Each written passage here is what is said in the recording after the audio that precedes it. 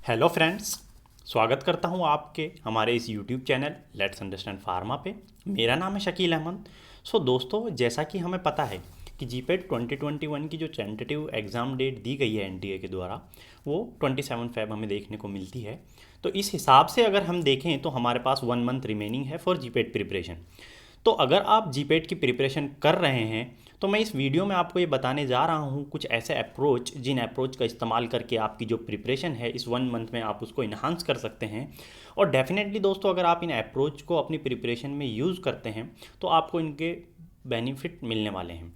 तो चलिए दोस्तों, शुरू करते हैं। तो बेसिकली जो मैं यहाँ पे आपके साथ डिस्कस करने वाला हूँ वो कुछ उन चीज़ों को बताने वाला हूँ कि कुछ कौन सी वो चीज़ें हैं जो आपको करनी चाहिए और कौन सी वो चीज़ें हैं जो जिनसे आपको बचना चाहिए इस लास्ट मंथ ऑफ प्रिपरेशन में। मैं आपको ये भी बता देना चाहता हूँ दोस्तों कि मैं क्वोरा पर पिछले 6 to 7 मंथ से क्वोरा पर एक्टिव हूँ और मोस्टली वहाँ पे मुझसे जीपेट से रिलेटेड क्वेश्चन पूछे जाते हैं। और अगर आप देखेंगे तो मैं क्वोरा पर भी मोस्ट व्यूड ऑथर्स में से हूँ जो जीपेट पे लिखते हैं।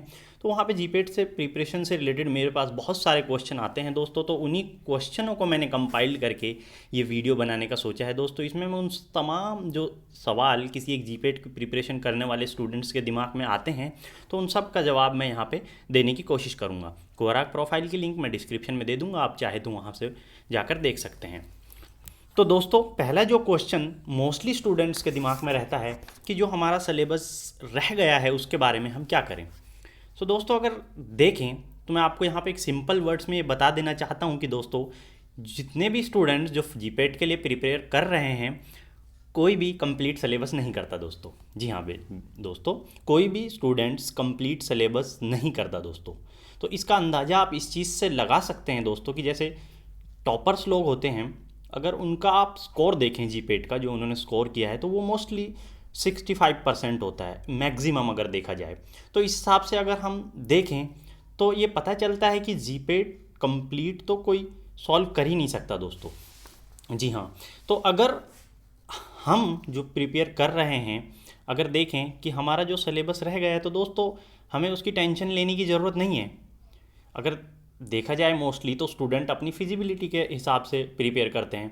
कुछ लोग उन टॉपिक्स को प्रिपेयर करते हैं जिन टॉपिक्स में से ज़्यादा क्वेश्चन आते हैं और कुछ लोग उन टॉपिक्स को प्रिपेयर करते हैं जिनसे आसान क्वेश्चन आते हैं।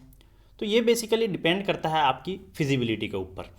तो इस सब को ध्यान में रखते हुए अगर मैं आपको कुछ सजेशन देना चाहूँ तो वो यही रहेंगे दोस्तों कि जितना सिलेबस आपका हो गया आप उसे वहीं तक रहने दीजिए। अब आप ऐसा मत कीजिए कि आप नई चीज़ों को जो आपसे रह गई हैं उनको उठाना के पढ़ना शुरू कर दें। तो दोस्तों, इससे होगा क्या कि जो आपका पिछला सिलेबस है उसका रिवीजन रह जाएगा और नए सिलेबस जो किया है आपका उससे भी कोई आपको ज़्यादा फ़ायदा होने वाला नहीं है। तो इसके लिए हमें करना क्या है दोस्तों, मैं आपको यहाँ पे एक बहुत ही अच्छी चीज़ बता देना चाहता हूँ कि आप मोस्टली जो टॉपर्स लोग होते हैं उनकी टॉक सुनेंगे तो वो मोस्टली अपनी एक चीज़ बताते हैं कि उनके पास जो वो यूज़ करते हैं वो लिमिटेड रिसोर्स यूज़ करते हैं और उसी का मल्टीपल टाइम रिविज़न करते हैं। तो इसीलिए मैं भी आपको यही सजेशन करना चाहूँगा कि जो सिलेबस आपका रह गया है उसे आप रहने दें, बशर्ते इसके कि आपने जो सिलेबस पढ़ चुके हैं उसको ही आप रिवाइज़ करें और मल्टीपल टाइम रिवाइज़ करें। दोस्तों, आप देखेंगे कि जैसे जैसे आप रिवीजन कर रहे हैं और आपका रिवीजन के साथ साथ आपका कॉन्फिडेंस बिल्डअप होता चला जाएगा, आपको लगने लग जाएगा कि हाँ मेरा जीपेट निकल जाएगा। जिस दिन दोस्तों ये आपके अंदर कॉन्फिडेंस आ जाए तो समझ लो कि आपकी प्रिपरेशन अप टू लेवल हो चुकी है। इस चीज़ की तो आपको कोई टेंशन ही नहीं लेनी है कि मेरा कितना सिलेबस हो चुका है और कितना सिलेबस रह चुका है। आप चाहें जो आपको सिलेबस जितना कर चुके हैं उसको रिवाइज कर लें और अगर आपके पास टाइम बचता है तो आप नई चीज़ें भी देख सकते हैं। लेकिन मेरी एडवाइस यही रहेगी कि जो सिलेबस आप कर चुके हैं उसी सिलेबस को आप रिवाइज कर लें। दूसरी चीज़ दोस्तों मैंने यहाँ पर रखी है, जो स्टूडेंट पूछते हैं कि इस 1 मंथ के टाइम में हमको क्या क्या चीज़ें इग्नोर करनी चाहिए।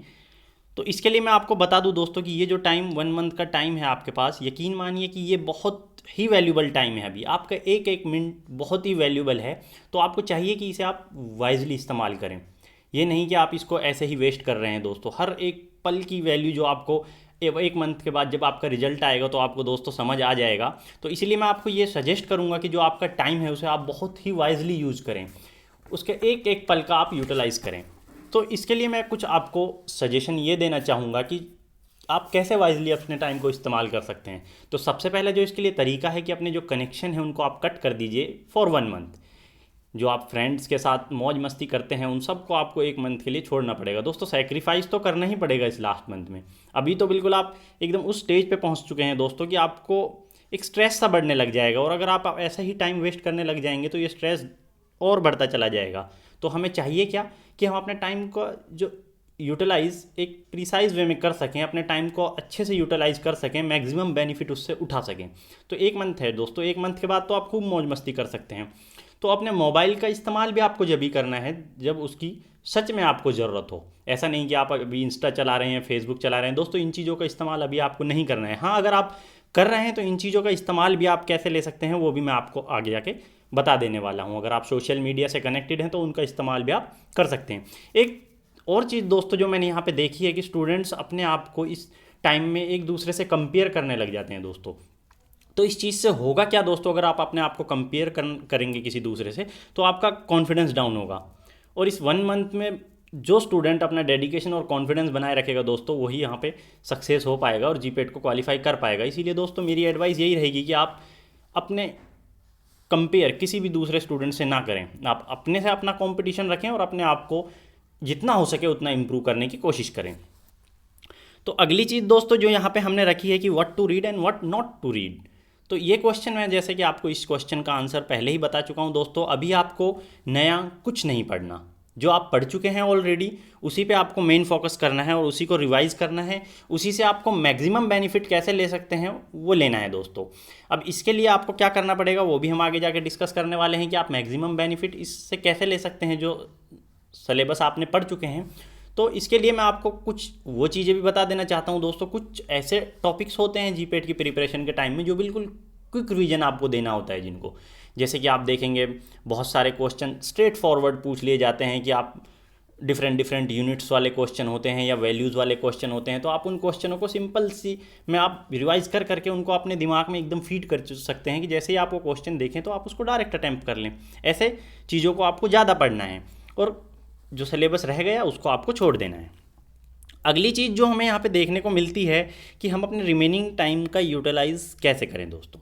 इसके लिए जो दोस्तों सबसे अच्छी चीज़ जो मैंने देखी और अपने टाइम में भी मैंने यूज़ की, उसके लिए आपको क्या करना चाहिए कि अभी जो आपका 1 मंथ बचा हुआ है, अब तक जो आपने पढ़ा और पढ़ने के बाद आप उसको रिवाइज कर रहे हैं, तो उसी के साथ साथ आपको चाहिए कि अब आप अपने आप लेवल है जो कि आपने किस लेवल तक उस चीज़ को पढ़ लिया, उस चीज़ को भी आप एग्जामिन करें। तो वो कैसे एनालाइज करेंगे आप दोस्तों, उसके लिए आप मॉक टेस्ट ले सकते हैं या आप क्या कर सकते हैं प्रीवियस ईयर के जो जीपेट क्वेश्चन पेपर्स हैं वो आप सॉल्व कर सकते हैं। दोस्तों प्रीवियस ईयर के क्वेश्चन पेपर तो आपको सॉल्व करने ही करने चाहिए, क्योंकि मोस्टली देखा जाता है कि 10 to 15 क्वेश्चन और भी मोर देन 15 क्वेश्चन अगर देखा जाए तो रिपीट ही हो जाते हैं हर साल जीपेट में। तो इसका बेनिफिट क्या होगा, अगर आपने प्रीवियस ईयर के जीपेट क्वेश्चन पेपर सॉल्व किए हैं तो आपको 15 से 20 क्वेश्चन तो वही मिलने वाले हैं वहाँ पे कि आप जाते ही जिनको अटैम्प्ट कर दोगे। इससे होगा क्या, आपका टाइम भी बच जाएगा और आप क्वेश्चन भी आपकी श्योरिटी के साथ आप वहाँ पर सॉल्व कर सकते हैं। तो इसीलिए मेरा यहाँ पे सजेशन यही रहेगा कि आप टेस्ट सीरीज परचेज कर लें जो सस्ती से सस्ती हो, और या कुछ प्रीवियस ईयर के क्वेश्चन पेपर भी आप सॉल्व कर लें। और लास्ट चीज़, जितना ज़्यादा हो सके उतना ज़्यादा एमसीक्यू की आप प्रैक्टिस कीजिए, क्योंकि आपने सुन रखा है, हर किसी ने सुन रखा है कि practice makes a man perfect. जितनी ज़्यादा आप किसी एमसीक्यू की प्रैक्टिस करेंगे उतना कम टाइम लेंगे आप उसको सॉल्व करने में जब आप जीपेट के एग्ज़ाम में बैठेंगे। तो इससे फ़ायदा क्या होगा दोस्तों, आपकी एक एनालिटिकल पावर बढ़ेगी, आपकी टाइम रिड्यूस होगा, और टाइम रिड्यूस होगा तो आपकी स्कोरिंग इंक्रीज होगी अल्टीमेटली, तो आप एक अच्छी रैंक ऑब्टेन कर पाएंगे। अब मैंने जो पिछली वीडियो बनाई थी उस वीडियो में मैंने आपको वो टॉप 5 ऐप बताई थी जिनका इस्तेमाल करके आप अपनी जीपेट प्रिपरेशन को इन्हांस कर सकते हैं। तो वो क्या, उसकी लिंक भी मैं डिस्क्रिप्शन में दे दूंगा, आप जाके एक बार वो देख सकते हैं उस ऐप के थ्रू दोस्तों। अब ये क्वेश्चन ये भी आता है कि एमसीक्यू हम सॉल्व कहाँ से करें। अब मान लीजिए आपने अगर जीपेट के previous year question paper solve कर लिए हैं तो आपके आगे एक प्रॉब्लम ये रहेगी कि अब कहाँ से हम एमसीक्यू सॉल्व करें। तो दोस्तों अभी हमें कोई पैसे खर्च करने की इस पर ज़रूरत नहीं है। अभी हम मैक्सिमम जो बेनिफिट लेंगे वो फ्री की चीज़ों से लेंगे, जो हम फ्री में एमसीक्यू हमें कहाँ से मिलेंगे। तो मैंने दोस्तों उन ऐप में आपको बताया है कि हम उन ऐप का इस्तेमाल करके कैसे मैक्सिमम से मैक्सिमम एमसीक्यूज सॉल्व कर सकते हैं। दोस्तों आप उस वीडियो पे जा सकते हैं और जाने के बाद वहाँ पे देख सकते हैं कि हम उन्हें कैसे फ्री में यूज कर सकते हैं। आप उनसे भी अपना बेनिफिट ले सकते हैं। जितने ज़्यादा एमसीक्यू सॉल्व करेंगे फ्रेंड्स उतना आपके लिए बेनिफिट्स है।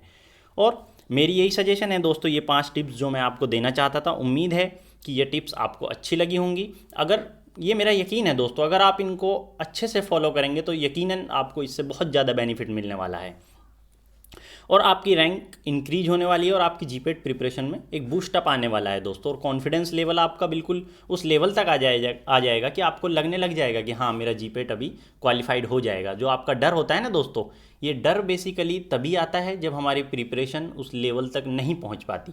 अगर हमारी प्रिपरेशन उस लेवल तक हो कि हमें लगे कि हाँ कि अब तो हमारी प्रिपरेशन अच्छी है, मैं जीपेट क्वालिफाई कर जाऊंगा, तो दोस्तों समझ लो कि वो टाइम वो है कि आपकी प्रिपरेशन आपने यकीनन बहुत अच्छे ढंग से की और डेडिकेटेड होके की। तो इस मंथ का यूटिलाइजेशन जितना अच्छे से हो सके दोस्तों उतना अच्छे से करना है। आपका जो टाइम का वेस्ट बिल्कुल नहीं करना है, जितना मैक्सिमम एमसीक्यू हो सके उतना सॉल्व करना है और जो आप सिलेबस कर चुके हैं वो आपको रिवाइज करना है। और कुछ चीज़ें हैं जिनको आपको इग्नोर करना है, अपना कंपेयर किसी दूसरे से नहीं करना है। अपना जो कनेक्शन है वो एक मंथ के लिए तो आप कट कर ही सकते हैं दोस्तों, इतना तो अभी आप कर सकते हैं जैसा कि नज़दीक बिल्कुल जीपेट आ लगा है। सो दोस्तों अगर आपको मेरी ये टिप अच्छी लगी है तो दोस्तों आप इस चैनल को सब्सक्राइब कर सकते हैं और इस वीडियो को अपने दोस्तों तक जिनको इसकी ज़रूरत है उन तक पहुंचा सकते हैं। मैं आगे भी आपके लिए जीपेट के रिवीजन से रिलेटेड वीडियोस लाता रहूँगा जिनमें मैं उन टॉपिक्स को कवर करूँगा जिनसे मिनिमम 10 to 15 क्वेश्चन आपको जीपेट में मिलेंगे।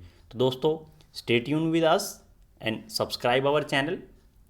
इसी के साथ थैंक यू दोस्तों।